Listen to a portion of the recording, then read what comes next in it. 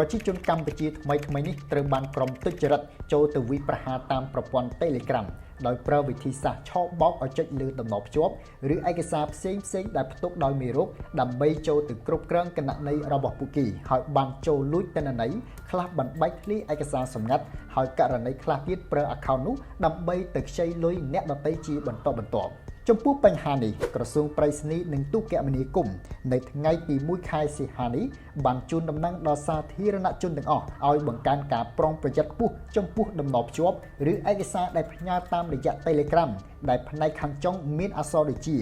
EXE ZIP BAT VBS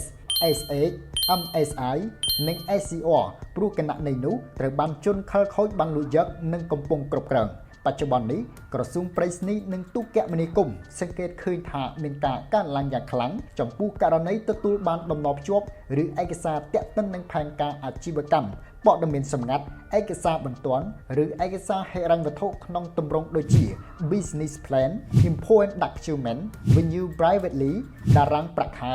ឯកសារ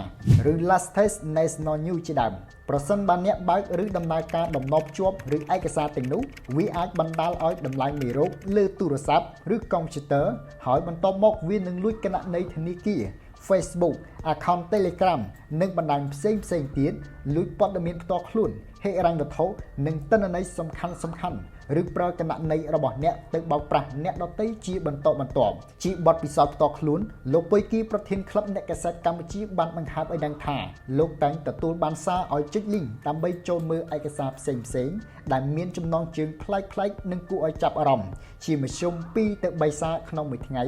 នៅប្រមាណថ្ងៃចុងក្រោយនេះតែលោកមិនងាយនឹងបើកមើលភ្លាមនោះទេព្រោះលោកមានការប្រុងប្រយ័ត្នត្រូវពិនិត្យមើលប្រវត្តិនៃប្រភពអ្នកផ្ញើប្រភេទឯកសារនិងបង្កើតជាសំណួរនិងចម្ងល់ជានិច្ចថាហេតុអ្វីបានជាគេផ្ញើឯកសារនេះមកឬជាចោលនៃបច្ចេកវិទ្យាការត្រួតពិនិត្យមើលព័ត៌មានខ្លាំងបន្លំនិងព័ត៌មានមិនពិតគឺជាការងារចម្បងមួយរបស់អ្នកសារព័ត៌មាននាពេលបច្ចុប្បន្នហើយការប្រកាសឲ្យមានការប្រុងប្រយ័ត្នអំពីចោលបច្ចេកវិទ្យារបស់ក្រសួងប្រៃសណីនិងទូរគមនាគមន៍គឺជាសារដ៏សំខាន់ដែលជួយទប់ស្កាត់កុំឲ្យប្រជាពលរដ្ឋខ្មែររងគ្រោះដោយសារតែបច្ចេកវិទ្យានេះដើម្បីការពារខ្លួនពីហានិភ័យខាងលើក្រសួងប្រៃសណីនិងទូរគមនាគមន៍បានចេញវិធានការមួយចំនួនឲ្យសាធារណជនទាំងអស់អនុវត្តដោយខាងក្រោម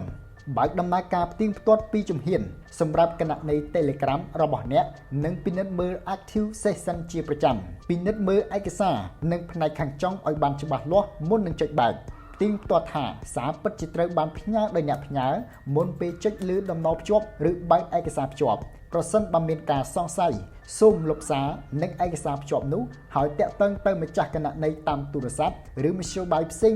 ដើម្បីជូនដំណឹងថាគណនី Telegram របស់ពួកគេត្រូវបានលួចចូលប្រើកម្មវិធីការពារមេរោគនិងធ្វើបច្ចុប្បន្នភាពជាប្រចាំបន្ថែមពីនោះប្រសិនបើអ្នកចុចលើដំណភ្ជាប់ឬឯកសារដែលគួរឲ្យសង្ស័យសូមសាធារណជនទាំងអស់អនុវត្តវិធានការដូចខាងក្រោមកុំបញ្ចូលព័ត៌មានសម្ងាត់ណាមួយធ្វើការផ្ដាច់ឧបករណ៍របស់អ្នកចេញពីអ៊ីនធឺណិតភ្លាមពិនិត្យមើល Active Session និងលុបចោល Session ដែលមិនស្គាល់បើកដំណើរការផ្ទៀងផ្ទាត់ពីជំហានសម្រាប់គណនី Telegram របស់អ្នកនិងលុបដំណភ្ជាប់ឬឯកសារចេញពីទូរស័ព្ទឬកុំព្យូទ័រ